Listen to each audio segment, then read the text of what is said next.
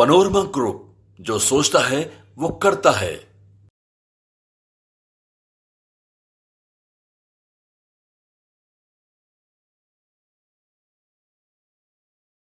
आज बिहार पसमंदा फाउंडेशन के तत्वाधान में वक्फ बिल पास, नया दौर नया इंसाफ। शुक्रिया मोदी जी के इस कार्यक्रम में उपस्थित, इस कार्यक्रम की अध्यक्षता कर रहे और जिन्होंने इस पूरे कार्यक्रम की संरचना की, हमारे भारतीय जनता पार्टी के मीडिया के प्रभारी छोटे भाई आदरणीय इकबाल अंसारी जी,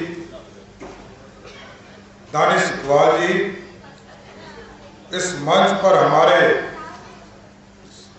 साथी मित्र और पार्टी के नेता, पार्टी के प्रदेश अध्यक्ष आदरणीय दिलीप जायसवाल जी,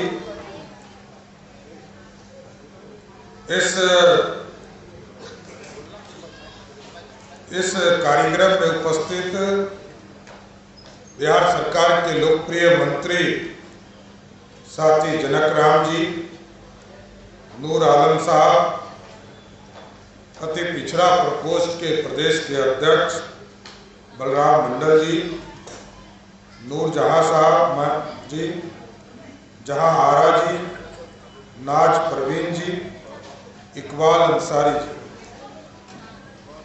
और आज मोदी जी को आप शुक्रिया कर रहे हैं। आजादी के 75 वर्षों के बाद भी जिसलिए भारत बना था, उस भारत की संरचना को जब 2014 में आदरणीय प्रधानमंत्री जी ने देखा और भारत के समाजों को कैसे जोड़ने का काम आदरणीय प्रधानमंत्री जी ने शुरुआत किया। याद कीजिए, लोग ये भ्रम फैलाते थे कि सीएए का कानून आ जाएगा, सिटीजन एक्ट अमेंडमेंट बिल जब आएगा तो इस देश से मुसलमानों को भगाने का काम शुरू किया जाएगा। देखिए, जो लोग सिर्फ वोट बैंक समझते हैं आपको, वही सिर्फ ये कर सकते हैं, क्योंकि मोदी जी ने कहा इसमें किसी भी मुसलमान या अल्पसंख्यक भाइयों का कोई सिटीजनशिप नहीं जाएगा, नागरिकता नहीं जाएगा। लोगों ने भ्रम फैलाया। और याद कीजिए, आजादी से भारतीय जनता पार्टी की पूरी टीम, डॉक्टर श्यामा प्रसाद मुखर्जी ने अपने प्राणों की आहुति दे दी कि नहीं चलेगा कश्मीर में दो निशान और दो प्रधान। ये हमारी लड़ाई नहीं थी, ये भारत को एक करने की लड़ाई थी साथियों। और हम विशेष तौर पर अल्पसंख्यक भाइयों को कहना चाहते हैं, 1975 में जब इमरजेंसी लागू था, तब इस देश में कहा गया कि ये भारत सेकुलर देश है।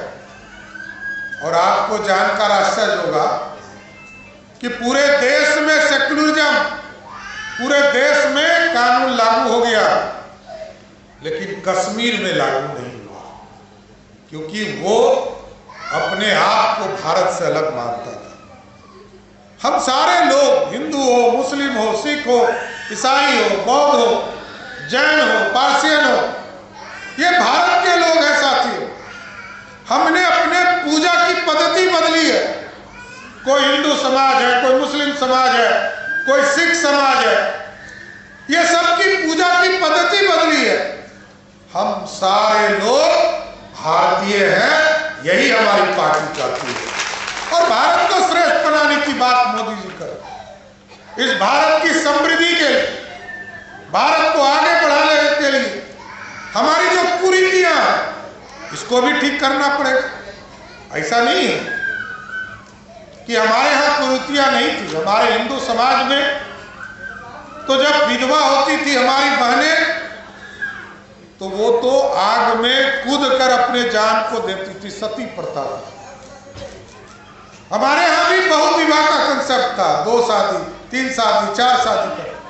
हमारे यहाँ भी हिंदू मैरिज एक्ट बनाने का काम किया। कई कुरीतियां होती है, इसको सबको सुधारने का काम हम ही लोगों को करना है। कुछ कानून से किए जाते हैं और कुछ लोग समाज के तौर पर करने का काम करते हैं। मेरा स्पष्ट तौर पर मानना है कि वक्फ बोर्ड के इस कानून के लागू होने के बाद एकदम गलतफहमी कोई फैलाते हो तो कान कर सुनिए, सरकार का कोई हस्तक्षेप नहीं रहता है इसमें। सरकार कोई हस्तक्षेप भी नहीं करने जा रही। और ये जो गलतफहमी फैलाने का काम किया जा रहा है कि कब्रिस्तान सरकार ले लेगी, मस्जिद सरकार ले लेगी, एकदम ये थोथी दलील है, कहीं ऐसा कुछ नहीं होगा। और यहां तो बिहार के लोकप्रिय मुख्यमंत्री नीतीश कुमार जी ने अपने 20 साल के शासनकाल में, याद कीजिए सर, मैं लंबे समय से विधायक रहा और मैंने उस शासन को भी देखा जो आज आप कहते हैं ना माई, दूसरा ही लोग, कुछ ऐसे असामाजिक तत्व थे जो मुसलमानों के कब्रिस्तानों को कब्जा करने का काम करते थे, कोई दूसरा नहीं था, और सब जगह झगड़ा लगाने का काम करते थे। लेकिन नीतीश कुमार जी को मैं विशेष धन्यवाद देना चाहता हूं आप इस मंच के माध्यम से। मुस्लिम समाज के अति पिछड़े समाज को भी मुख्य धारा में लाने का काम किया और लगभग 8,000 कब्रिस्तानों की घेराबंदी करने का काम किया। लगभग 1200 कब्रिस्तान की घेराबंदी का काम चल रहा है। अल्पसंख्यक हॉस्टल खोले गए, अल्पसंख्यक छात्रों को वजीफा देने का काम किया गया। और आज भी अभी जनक चमार जी आपको बोल रहे हैं, हम लोगों ने तो सभी वर्गों को, एक वर्ग नहीं, ऐसा नहीं है कि भारतीय जनता पार्टी या नीतीश कुमार जी किसी एक वर्ग के लिए काम करें। जितना काम नीतीश कुमार जी ने किया है उनके पीठ पर भारतीय जनता पार्टी ही थी साथियों, कोई दूसरी पार्टी नहीं थी। और आज देखिए, आज सभी को छात्रवृत्ति हम लोगों ने दुगना करने का काम किया, तो उसमें हम लोगों ने कभी नहीं देखा कि मुसलमान वर्ग को नहीं देना, दलित वर्ग को नहीं देना, अति पिछड़े को नहीं देना, सबको देना। सरकार का काम है सबके विकास की बात करना। और साथियों, बिहार बदल रहा है। बिहार के चरित्र को बिहार के मुख्यमंत्री नीतीश कुमार जी ने पूरी तरह बदलने का काम किया।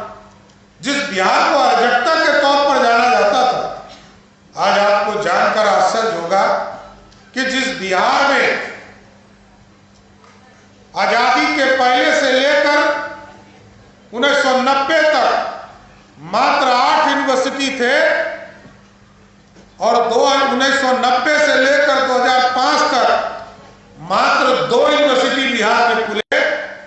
नीतीश कुमार जी के शासनकाल में वही बढ़कर आपको जानकर आश्चर्य होगा कि 2005 तक 10 यूनिवर्सिटी, 90 के पहले 8, 90 से 2005 के बीच में 2 यूनिवर्सिटी, और आज कितना यूनिवर्सिटी है पता है? 33 यूनिवर्सिटी बिहार में नीतीश कुमार जी ने स्थापित कर। और हम लोगों ने साफ तौर पर लक्ष्य लिया, जो पिछड़े हैं, दलित हैं, मुसलमान हैं, सबको पढ़ाना है।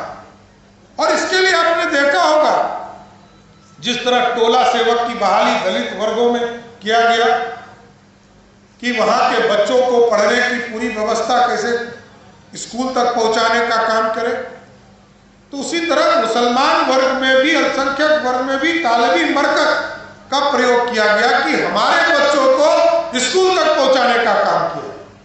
इसलिए साथियों, स्पष्ट है बिहार आगे बढ़ रहा है, बिहार समृद्धि की ओर जा रहा है।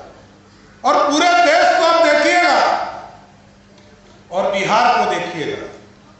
मैं तो तुलना इसलिए करता हूं कि किसने क्या किया। एक तरफ कहती है कि हम सेक्युलरिज्म है, भागलपुर का दंगा हुआ और जो दंगाई थे वो घूमते रह गए सड़कों पर पूरे 15 वर्षों तक। लेकिन जब नीतीश कुमार जी और भाजपा की सरकार बनी सर, जिसने अपराध किया उसको जेल के अंदर भी डाला, और जो हमारी बहनें जो एक तरह से विधवा हुई उनको पेंशन आज भी बिहार की सरकार देने का काम करे। तो साथियों, न्याय करना पड़ेगा और न्याय के साथ ही विकास हो सकता है। मोदी जी का भी स्पष्ट मानना है, सबका साथ सबका विकास, और सबके विश्वास की भी चिंता करें। और यहाँ भी नीतीश कुमार जी के नेतृत्व में लगातार आज बिहार की सरकार लगातार काम करके बिहार को उन्नति की ओर ले जाने का काम करे। और याद कीजिए साथियों, यही भारत था और यही मगध था, और इसी मगध ने स्वर्णिम काल देने का काम बिहार और देश को दिया। लेकिन इस भारत को और समृद्ध बनाने की जरूरत थी। जहां आप सोचिए कि कांग्रेस पार्टी या यूपीए के लोग बिहार को हिस्सा भी नहीं देते थे। बिहार को हिस्सा के तौर पर 2004 से लेकर 2014 तक जहां मात्र 1,82,000 करोड़ रुपया बिहार को मदद करने का काम किया, वहीं मोदी जी ने 7 से 8 गुना अधिक देकर 14 लाख करोड़ रुपया बिहार के विकास के लिए। और अब तो दुनिया का रास्ता खुल रहा है, दुनिया का रास्ता खुल रहा है सर। 4 तरह के रास्ते होते हैं, रोडवेज, रेलवेज, एयरवेज और वाटरवेज। साथियों, हम तो 2 में कहीं थे ही नहीं। एयर ट्रैफिक जो दुनिया में हम मजदूर बनकर जाते हैं साथ, हम दुबई जाते हैं, शारजाह जाते हैं, हमारे पास कोई कनेक्टिविटी नहीं थी, इतनी बड़ी आबादी।